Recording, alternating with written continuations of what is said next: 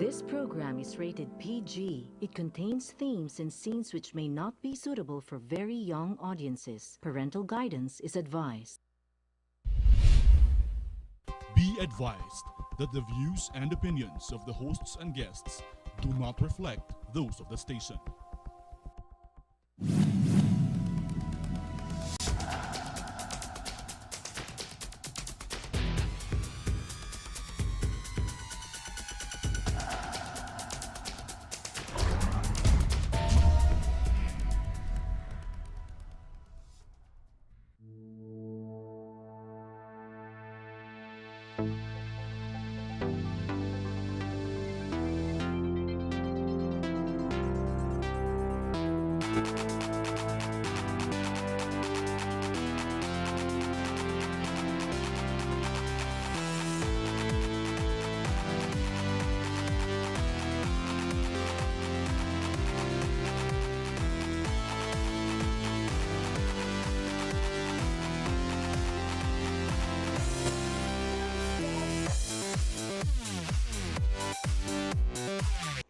Hello, my name is Harriton Watko. Welcome to this show. I realize it's getting warm outside, and if your air conditioning isn't working or if you don't have any, well, as they say, go take a shower, get wet, don't dry up, go under a mango tree, ayos ka na.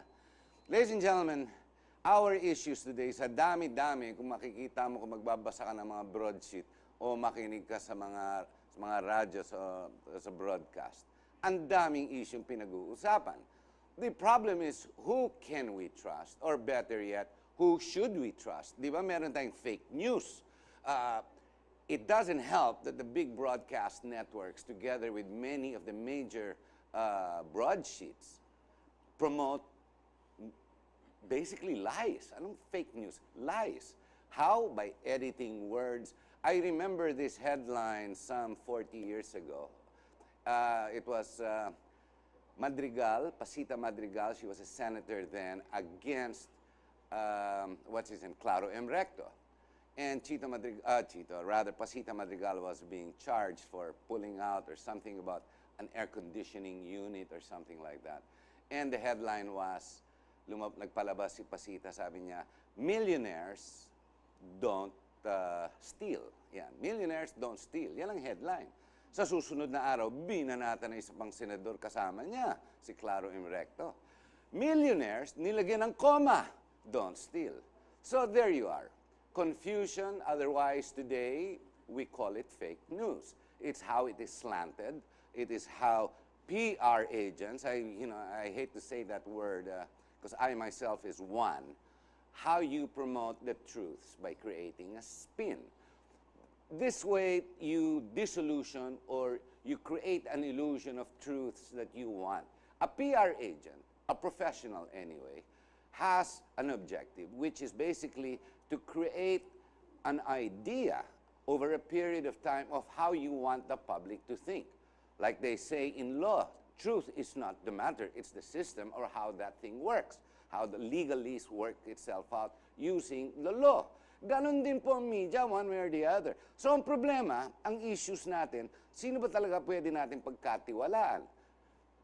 Kasi sabi ng barbero, sabi ng kotsero, o sabi ng senador, o sinabi ng presidente, how do we know?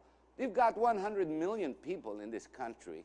60%, well, hopefully, are actually thinking about the politics of what we have today. We've got many issues from China, from Sereno, from, let's see, everything almost. Federalism, the change of the political system, the education, the police. There's just so many issues. So we get confused. But then again, that's the way our politics and our country is being run. We are a free democracy, di ba? Yung nga lang, hindi natin alam talaga kung ano nangyayari. Now, every first Monday of the month, I always make it a point, we always make it a point to put CNG, that's the Citizens National Guard. In case you have not registered, hanapin mo Citizen National Guard, open it up, read about it, and this way at least you become a body politic. And that's of course assuming that you agree to the tenets of the CNG. With us, we have Butch Valdez, who's been with us on many occasions. He's also had his own TV show here. He's the Sec-Gen, correct, Butch, of the Citizen National Guard. You were also with the Save the Nation movement, and privy to that in your TV show, it was the LaRouche Movement International. We also have Art Alvendia, who's an economist, and who likewise is with the CNG. Gentlemen, salamat you're here. Maganda itong topic binuksan ko kasi either way, it will touch on almost anything. Yes. Now, one of the issues, umpisahan ko. You can bring it up, the other issues. Umpisahan natin si China. Kasi I saw that blog of Herman Q. Laurel. Nagkakainitan ata silang dalawa ni Roy Logoles. No? Kasi opposite views. No? Yung isa, ang China dapat i-repel natin. Labanan natin. Tsaka mga Amerikano dapat bumakbak. Yung isa naman, alam mo, ang trading partner natin, di naman Amerikano. Ang pinakauna, China eh. Number 2, mas malapit tayo. Culturally, everything else. 3, hindi naman natin kaya labanan eh, as they say. Magkaibigan na lang tayo, let's work together. How did that issue come up? Kasi mukhang nagkainitan kayo doon lahat eh. Well, in my view, since I was part of the panel that was there with Melo Acuña, ang feeling ko, Roy Goles was mouthing certain things that was bordering precisely on fake news. There we go. Yan na naman. That was my personal appreciation of what was going on. But being what, I understood that ever since before, Roy Goles has been propagandizing an idea of being anti-China. Pro-America. And even without saying it, it was very clear that he was pro-America. That's why even in one of my Facebook comments, I said I consider Roy Goles an American by heart and a Filipino by convenience. I read that. Because there are some people like this, and they think that they are wrapped up in this geopolitical game of who should we side in the conflict of superpowers. We are forced to side with one and with the other. I don't believe that.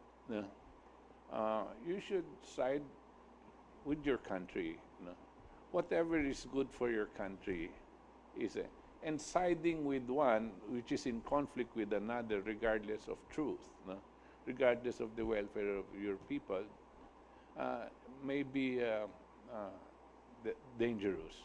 But does not our very Constitution state very clearly that we are not to ally with just one, regardless of the other? But Di ba dapat open tayo sa lahat? Pero itong mga ito, they don't care about the Constitution anymore. Well, there you go. They've already lost their integrity. Ikaw, how do you hang into that? I think the tendency right now is we tend to identify parties or entities that we would like to believe. And it seems that we seem to ignore or we fail to pursue what is the truth in what they are saying. We need to see what like I was saying. What is in the interest of our country? What is it in what they're saying enables us to follow through with our goals, our interests as a On nation. that point, what is then good for our country then? America or China? It depends on what situation you're talking about. Well, you've got the South China Sea crisis. So far, let's see, this week we see another American battalion group out here in no less the Flat Top, the aircraft carrier that's just landed here, and obviously going to test the waters here in the South China Sea. This is the China buildup of the Scarborough Islands, the Panatag, etc. Where should we stand there? I think as far as the military objectives are concerned, I mean, let's differentiate between our military goals and our economic goals. I mean, pwede ba yun? Mag-separate yun? Hindi, pwede ba isa China, isa Amerika? Or kailangan, Well, pwede ba yung i-separate mo yung dalawa? Di ba, you're either with like I us or said, you're against us. Di because ba parang ganun eh? again, the question that you pose is precisely what we're saying should not be posed on us. Who should we side with, America or China? So we shouldn't have to side. We, Yes. we only side for Walang- what is the Philippine interest. Now, okay, what does the U.S. offer and what does China offer as a superpower? They are right now in this geopolitical game facing each other, right? And there are certain elements in the U.S. that want to make war with China. And probably, I'm not sure, but in China, there might be certain elements that are saying, oh, if there Baka is naman. war, baka din meron silang galit sa Amerikano. No? But the point of the matter is, China as a country had proposed a global project, no, wherein now being participated on and agreed on by something like 75 to 80 different countries.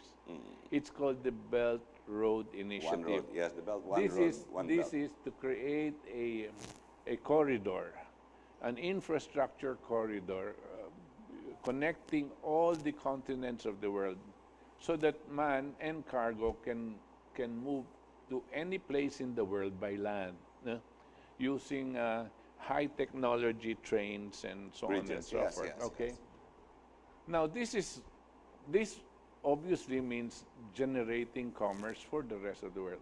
It has nothing to do with controlling or imposing one on the other. It is a concept that was suggested and countries went into it. On the other hand, you have neocons. I'm not saying Trump. On neocons in the United States and in the UK, no, that do not want this because they feel that they have hegemonic interests in mind about the world.